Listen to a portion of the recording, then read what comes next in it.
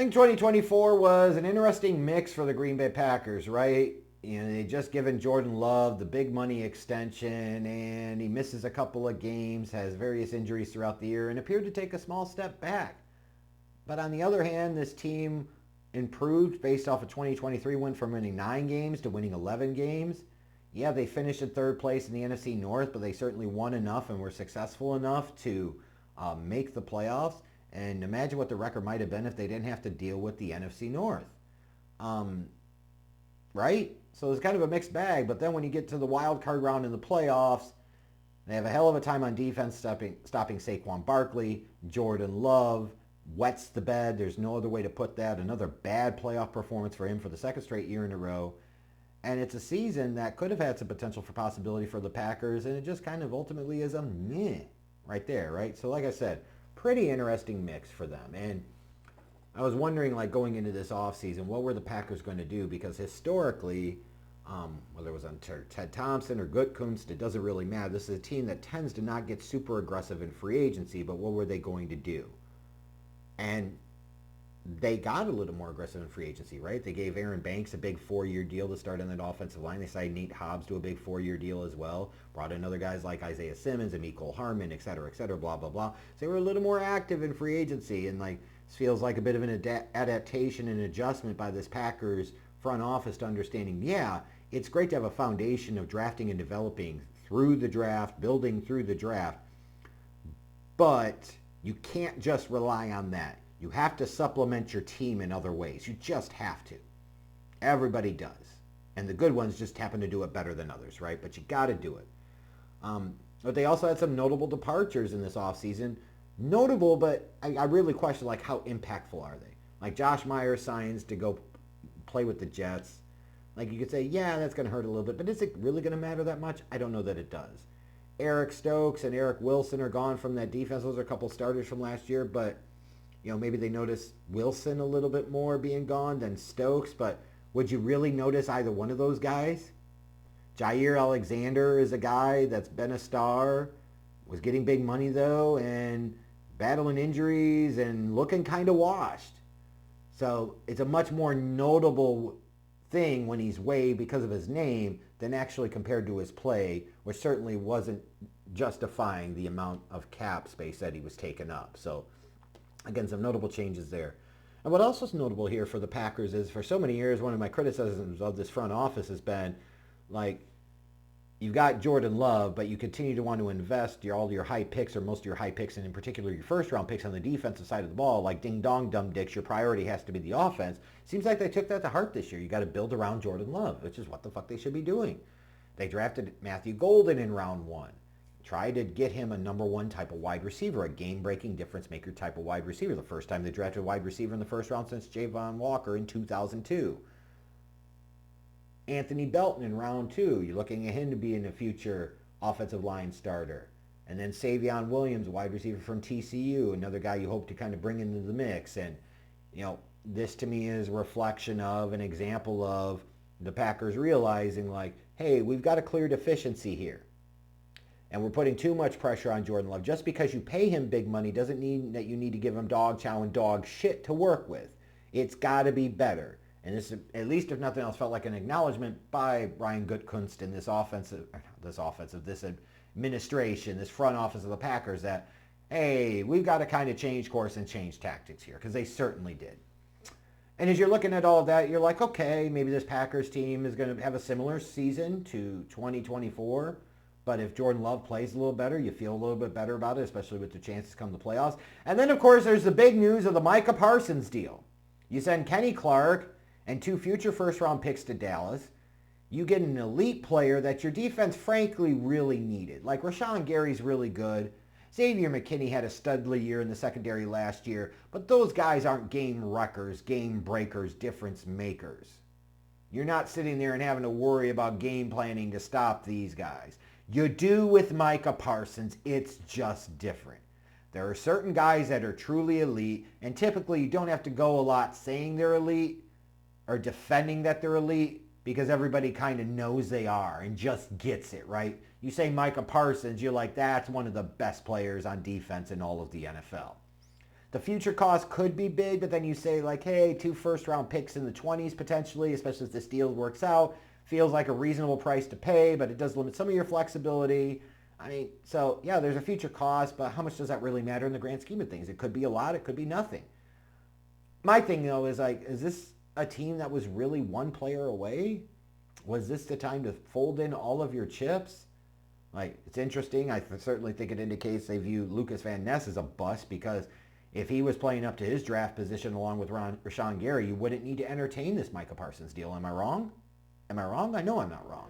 So it's interesting how this all played out. But yeah, like this is a potential landscape changer, right? I've seen all the discourse on social media between like Bears and um, Packers and even Cowboys fans. And here's the reality. The Packers traded 2 picks in the future that matter hella beans at this particular moment. Got a 26-year-old edge rusher at the absolute peak of his career coming off of 4 consecutive seasons where he's had at least 12 sacks. And the only thing they gave up of tangible note for now is a Kenny Clark that's been a good player for a number of years but looked a little washed last year. Wasn't that good. He really wasn't. Yeah, you make that deal 100 out of 100 times, even if you say, well, Micah Parsons is going to be a huge cap hit, yeah, down the road, maybe not initially. And even Jordan Love, it's going to take a couple of years before the massive cap numbers start to come into play for him. So you kind of, I guess you have to do this deal. And now it's about Micah Parsons, and is he going to step into the Reggie White and Charles Woodson type of thing of like being the notable acquisition for a Packers team that goes on to win a Lombardi trophy? Time will tell. So what do we got here now with this Packers team based off of that recent development? In terms of their biggest strengths, Matt LaFleur, I wouldn't say that I would take him over a Kevin O'Connell, but Matt LaFleur certainly takes a backseat to nobody in this division, right? And certainly is on the higher end in terms of quality of head coaches in the NFC. Their running game with Josh Jacobs, like he was a great signing for them last year. You would expect if he's healthy, he's going to have another good season along with that interior offensive line. And then their pass rush, right? Rashawn Gary's there.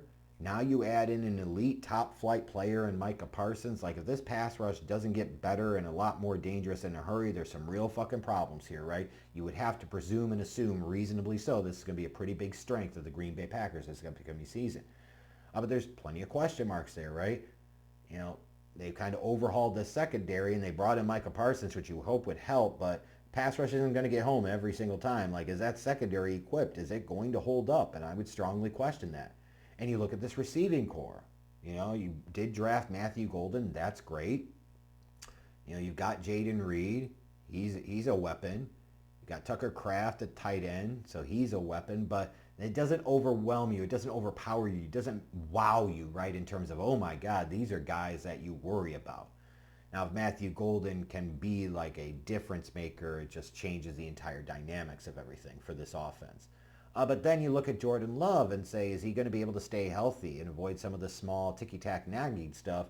And is he going to get closer to his 2023 form? Or is 2024 a little bit more of what we should expect from him in the future? Like, they're paying him big money. He needs to play like a big-time quarterback. That's all there is to it. So as you go into this season, certainly the expectations for the Packers are going to be very high. And as much as I hate to say that about Brown Bay and those homely heifers and everything else they got there, and dirty water in that shitty smelling city. I mean, it's not Cleveland. Like, I can hate on Green Bay all I want. It's Brown Bay, but it's certainly not Cleveland, for God's sakes. Let's not get too carried away. But there's a good reason for there to be a lot of attention and buzz here, right? They got a pretty good head coach, really good head coach, and they just added one of the best players in the NFL for a borderline washed-up 30-year-old defensive tackle and 2 future first-round picks that matter hella beans right now. So whether the Green Bay Packers were truly positioned to be or not, they're all in, right? And we're going to find out how this plays out for them. And you're going to get a good taste of that early on in the season. They got their first 2 games at home against the Lions and then the Commanders. Those are 2 teams that were more successful than the Packers last year. If they could start off 2-0 there, like that's a good way for this team to build some early momentum and get on the right side of things early on. Then they got a road game against Cleveland week 3, which you could say, that's Cleveland. That should be a win. You're damn right it is. But you also got to be careful there, right? Because those can be the trap games that jump up and bite you. And then week 4, you call it a quasi-rivalry game. Packers travel to Dallas to take on the Cowboys. Now Micah Parsons is coming back to Dallas trying to get his revenge on Jerry Jones and that organization. Should be a fascinating series of subplots there. Speaking of subplots, week 8 at Pittsburgh. Shame it's not at Lambeau, but still the Packers and Matt LaFleur taking on Aaron Rodgers, presuming he's even healthy at that point of the season and he's still the starting quarterback for the Steelers. Like, that'll be a fun one to watch. And you look at the last 7 games of the year for this Packers team. That's what's going to define like how this season goes for them. They can get off to a good start, and I certainly envision that they will get off to a good start. But you got Minnesota at home in week 12. Then they short turnaround, go to Detroit on Thanksgiving, take on the Lions. Come back, host the Bears at Lambeau, go to Denver, go to Chicago, host Baltimore. They're at Minnesota. So you look at that and you say, boy, 4 of your last 7 on the road, and every one of those games except the Bears game is against playoff teams from the previous season. So that will define for the Packers if they are the division champs or not, a playoff team or not. And I would expect them to navigate that part of the Gretsch schedule relatively okay. I'm not trying to get too carried away here because I hate Green Bay, but I can't sit there and allow that to cloud my judgment and introduce unnecessary bias. I think you've got to go with the Packers here, having some momentum, like addressing the offense multiple times in the draft, some of the money they spent in the offseason, and then obviously the big move for Micah Parsons. Like, if the Packers aren't battling with the Lions to win this division, if the Packers don't win this division this year, it has been an epic fucking failure. Don't kid yourself. So I think the Packers do win this division. I think they go like 12-5, and we'll see what that means come the playoffs. We'll see how long until Jordan Love pisses it down his leg in a game that matters. And that, ladies and gentlemen, is how you do the Jeff Jinx. I know the Packers fans right now are like, you motherfucker, I knew you were going to put the Jeff Jinx on us. Speak it into existence, bitches! But if things go right, it should be a pretty good year for the Green Bay Packers.